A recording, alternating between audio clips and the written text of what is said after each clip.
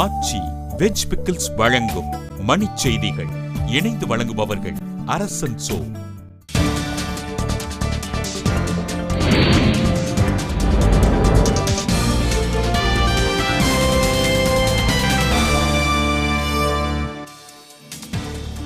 கச்சத்தீவு அருகே மீன்பிடித்துக் கொண்டிருந்த ஜெகதாப்பட்டினம் மீனவர்கள் 32 பேர் இலங்கை கடற்படையால் சிறைபிடிப்பு. உக்ரைன் மீது போர் தொடுக்க ரஷ்யா தீவிரம், இந்தியர்கள் உக்ரைன் செல்ல வேண்டாம் என வெளியுறவுத்துறை எச்சரிக்கை. ஐநாவில் நவநீதம் பிள்ளை தாக்கல் செய்துள்ள போர்க்குற்ற அறிக்கைக்கு பொதுச் செயலாளர் பான் கி மூன் வரவேற்பு.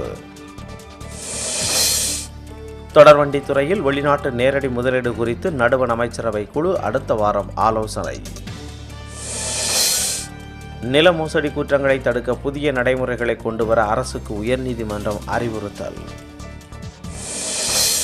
தமிழகத்தில் தீண்டாமை ஒழிப்பு திட்டத்திற்கான 70 லட்சம் ரூபாய் நிதியை முறையாக பயன்படுத்தவில்லை என புகார்.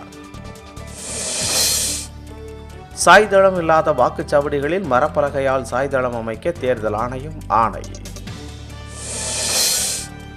சென்னை வானூர்தி நிலையத்தில் அத்துமீறி நுழைந்த சந்தேகத்துக்கிடமான நபர் கைது.